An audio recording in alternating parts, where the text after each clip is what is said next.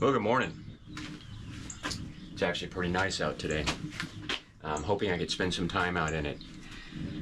Started a project yesterday. The project was supposed to take 15 minutes. How do I know it's supposed to take 15 minutes? It says so right there on the box. Takes 15 minutes. And it did. It took 15 minutes. And then I got to take it all apart, and now I'm looking at more than 15 minutes. Let me show you what I'm working on. Okay, well, this is it. This is what I was going to do today. Well, actually, what I was doing yesterday. And it says right here on the box, 15 minutes. Now, that's how long it took. My fifth wheel is pre-provisioned, and that's kind of the key. Your fifth wheel has to be pre-provisioned for it. And what it has is on the back of the fifth wheel, it's got the camera mount on it. You undo 4 screws, you pull this cover off, and the power cord, which is this guy, is already stuck through and it's poking out. So all you have to do is take the back of your camera, plug it in, and then those same 4 screws that came out, you just screw it back in. And that's it. I mean, you're done with the camera mount. So then you go out to your truck, in my case a truck, and you put the monitor in. Well, it's pretty simple. You just literally just plug it in. And they were prepared. So saying that it takes 15 minutes is literally, that's all it took was 15 minutes. Until I started actually realizing that the camera, the RV manufacturer had hooked the power up to a constant 12-volt source. So that light was on all the time, which meant the camera was on all the time. That's not good. It'll run your battery down, and it's not good for the camera itself. I mean, literally to be back there running 24/7. So I started investigating. First thing I did, I went and sent emails off to the manufacturer. Still haven't gotten a response from them. I sent it to their parts department and their customer service line. Haven't heard a word back yet. Maybe by the end of today I might get something. It doesn't matter anyway. So what I found was, well, let me show you what I found. I'll take you out to the fifth wheel and I'll show you where I'm at. So hold on. What I've got here is down at the bottom, I've got the camera mount. And you can see the cord hanging out there. But up above it, I've got the running lights. And what I found with going on forums and stuff like that in the early years, they hooked it up to a constant 12-volt source. However, in later years, they've hooked it up to these running lights.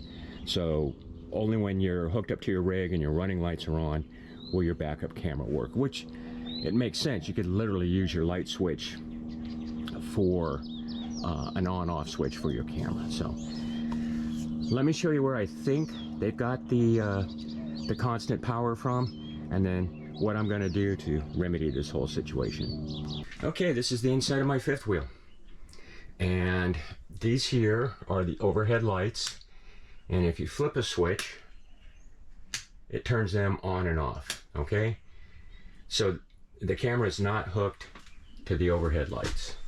However, this here, there's some storage up across the back here, and there's 2 lights here, and these have constant power. And there's a little switch right here that allows you to turn them on and off. So what I did, and I don't know if you'll be able to see up in there, but I found the wires, and they're white, red, and orange are the power wires for here, and then white is just ground. So that's the wires that power these 2 lights from. And then let me show you what I found outside. So this is the mount, and this is the power lead for the camera, and it is constant hot because it is connected to a white orange wire. And I can't trace it all the way back in there because I'm not going to tear my fifth wheel apart, but I'm fairly certain that that is the circuit for those lights. To be honest, it really doesn't matter because I'm going to cut here, tape these up, shove them back inside. And then the next step these are my running lights, and I know they work. So I'm going to run some wire from here down into here, which I've stuck my finger in there. I'm pretty sure I can do it. And then I'll hook this up to this guy right here, or these wires up here. And I'm just going to use Wago connectors, because why not? And that's what I'm going to use to get it from a constant power source to a switch power source. Okay, so let me get to work.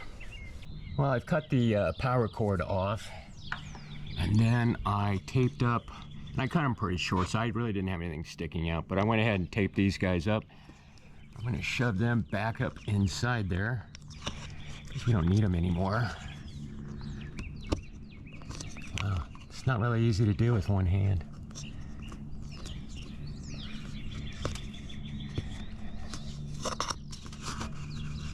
There we go. Okay, so I've got those back up inside there. And then what I'm going to do next is I'm going to reattach this guy to a length of wire and then run it up in there. So I'll bring you back when I'm at that point. Okay, I've got the power connector attached to these two wires here. I've got it fed up through, and this popped out here. So I'm going to go ahead and put the camera in. And just clean up this area here, and then I'll move up to here. I actually have to bring my truck over and hook up so I can make sure which one's hot and which one's ground. Fairly certain that the white is ground, and this, even though this is green, technically it's a white green, but I think this is hot and this is ground, and we're going to find out if I was right or not in just a few minutes. And there you go. We've got it hooked up to the running lights. I was right. The white wire with the green stripe is actually hot, and the basic white wire is ground. It has the light, the power indicator on, so let's go up front and turn off the lights and see if it goes away. The running lights are out and the power indicator on the camera is off. So that did it. Okay, let's go up in front and see if the monitor will connect to the camera. Okay, we're up in the cab of the truck now, and let me get this hooked up. I like to actually put power to things first before I plug it into the source. So this just has a little connector that plugs into the back here, and of course you won't be able to see it because it's down inside there. Let me plug it in real quick. Okay, so that's plugged in, and let's plug it into, that's a keyed source. I think this over here is a regular. It's plugged in and I have power. So there we go. Now I've currently have the camera off, so it's saying no signal. So let me turn the lights on, the running lights on, and see, there you go. So now the system works with my running light switch. And to be honest, I didn't even have to pair it. I didn't have to do any of that stuff. It is really a super simple system to install. Let me turn them off, and the signal goes away. And I think this has, yep, there we go. It's got a bunch of stuff on here. I don't know how to turn it off. Oh, there's a button on the side over here. So we'll turn it off. And there we go. So overall, it was a really simple system to install. And if it hadn't been for the RV manufacturers, the way they had the rig wired, it would have been a 15-minute install. Was it a perfect install? Nope, but we did make progress. Thanks for watching.